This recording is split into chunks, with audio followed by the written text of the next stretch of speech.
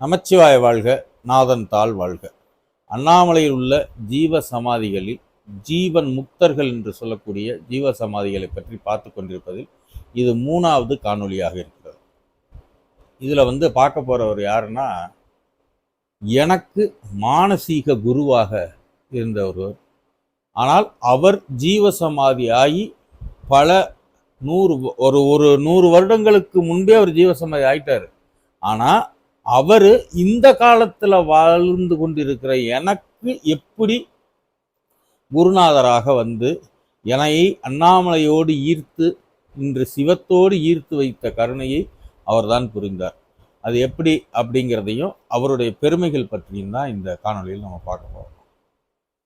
சேஷாத்ரி சுவாமிகள், நீங்கள் கிரிவல பாதையில் வரும்போது அந்த அக்னிலிங்கம்னு ஒரு லிங்கம் வரும். அந்த அக்னிலிங்கத்துக்கு அடுத்து சேஷாத்ரி சாமிகள்னு சொல்லி ரமண ஆசிரமத்திற்கு முன்பாக இருக்கக்கூடிய சேஷாத்ரி சாமிகளுடைய ஜீவ சமாதி. இந்த சேஷாத்ரி சாமிகள் யாருன்னு பார்த்தீங்கன்னா, இவர் காஞ்சிபுரத்தில் பிறந்த ஒரு அந்தனர் குடும்பத்தை சேர்ந்தவர்.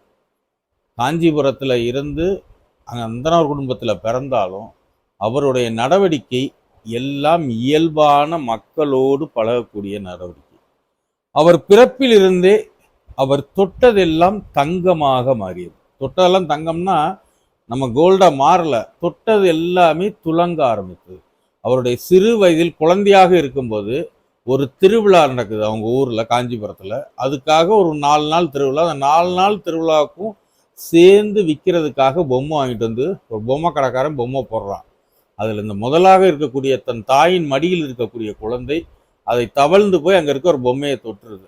தொட்ட உடனே அவங்க அம்மாட்ட காசு இல்லை, இருந்தாலும் ஒரு குழந்தை தொட்டுருச்சு, இந்த பொம்மையை எடுத்துகிட்டு போங்க, நீங்கள் நாளைக்கு கூட காசை கொடுங்கன்னு சொல்லி அங்கே கொடுத்துட்றான். மறுநாள் காலையில் இவங்க போய் அந்த பணத்தை கொடுக்கலான்னு அங்கே போகும்போது அவன் அந்த 4 நாள் திருவிழாவுக்காக கொண்டு வந்த எல்லா பொம்மையும் ஒரே நாளில் விற்று தின்று விட்டு. அப்போ அவன் சூடிய பெயர் தான் தங்கக்கை தங்கக்கை என்று.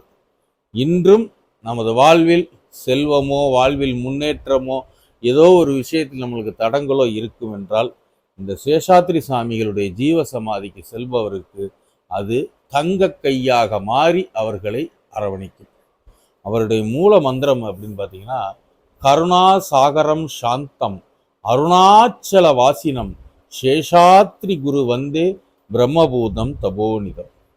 சரி, இவர் ஜீவசமாதாயி பல வருடங்கள் ஆகுது, நீங்கள் இப்போ தான் பிறந்தால் உங்களுக்கு இவர் எப்படி குருவாக அப்படின்னு பார்த்தீங்கன்னா, என்னுடைய வாழ்வில் இதே மாதிரி இந்த ஷேர் மார்க்கெட்டு அந்த மாதிரி இதில் தொடர்பு இருக்கும்போது என்னாச்சுன்னா, அதில் திடீர்னு ஒரு பயங்கர லாஸ்னால் எதிர்பார்க்க முடியாத அளவுக்கு ஒரு பெரிய அமௌண்ட் லாஸ்.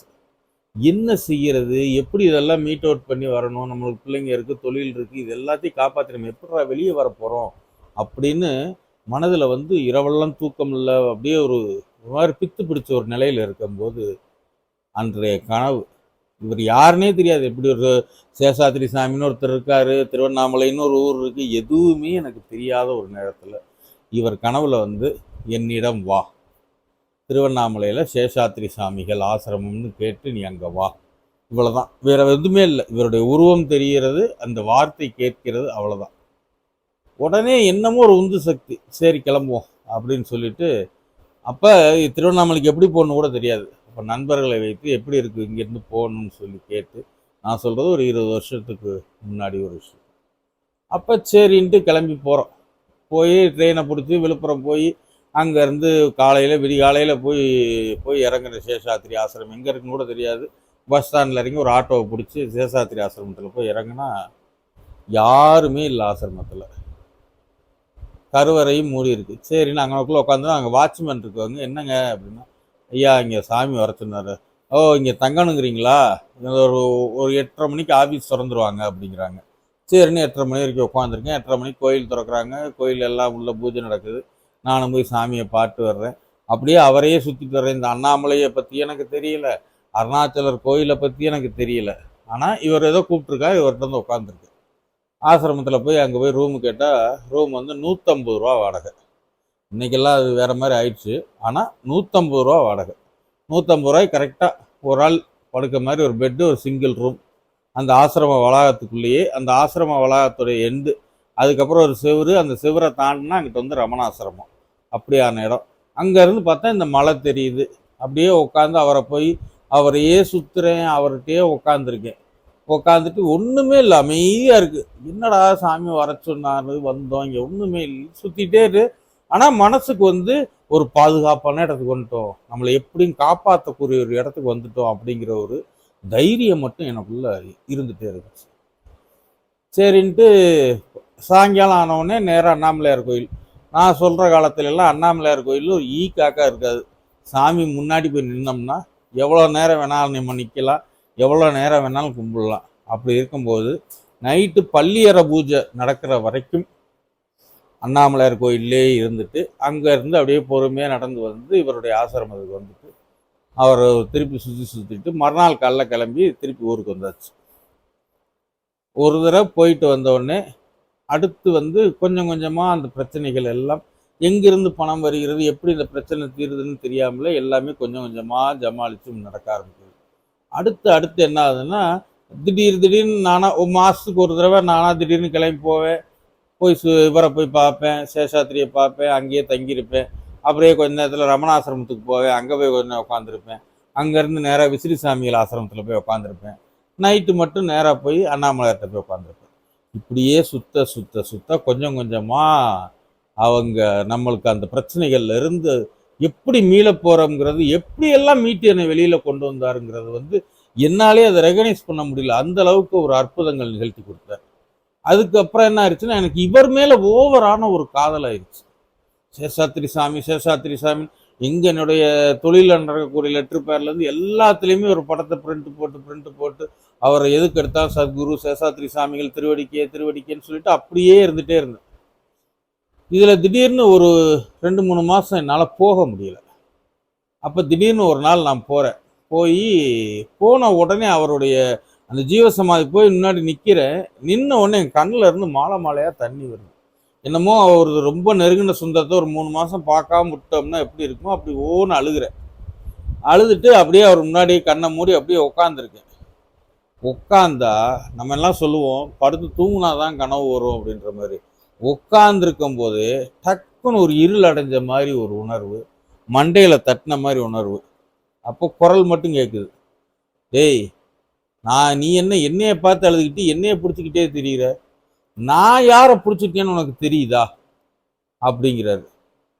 அப்போ நீங்கள் யாரை பிடிச்சிருக்கீங்கன்னா இங்கே பார் நான் யாரை பிடிச்சிருக்கேன் அப்படின்னு சொல்லிட்டு அந்த ஜீவசமாதியில் இருந்து ஒரு ஒளி வடிவமாக ஒளி வந்து அந்த ஒளி அப்படியே நேராக அண்ணாமலையில் பின்னாடி தெரிகிற மலையில் போய் அந்த ஒளி போய் அப்படியே மறையுது.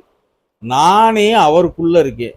நீ வந்து என்னைய போய் கடவுள் மாதிரி கும்பிட்டுக்கிட்டு இருக்கியே, நீ கும்பிட வேண்டியது அவரைத்தாண்டா. உன் பிரச்சனையை தெரிஞ்சு உன்னை நீங்க கூட்டு வர்றதுக்கான வேலையாளா என்னுடைய ஆன்மாவை உன்னுடன் காண்பிச்சார்.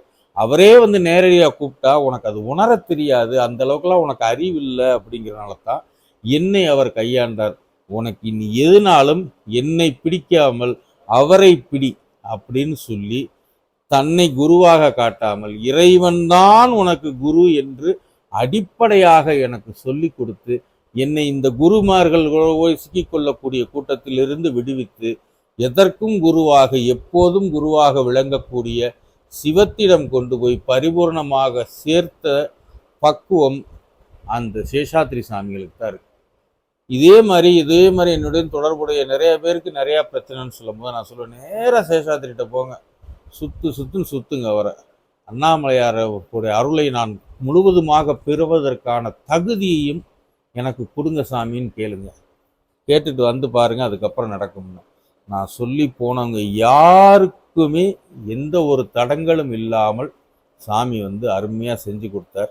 இன்னைக்கும் அந்த ஜீவசமாதியை சுற்றி பார்த்தீங்கன்னா அவருடைய ஜீவசமாதியை சுற்றி நிறைய ஜீவசமாதிகள், கண்ணாடி சாமிகள் ஜீவசமாதிகள் இருக்கும். அங்கே இருக்க அந்த மடப்பள்ளிக்குள்ளே ஒரு ஜீவசமாதி இருக்கும். நிறைய ஒரு 10-15 ஜீவசமாதி இருக்கும். வாய்ப்பு இருந்தால், முந்தியெல்லாம் நான் ரெகுலராக அங்கே தங்கிட்டு இருந்தேன்.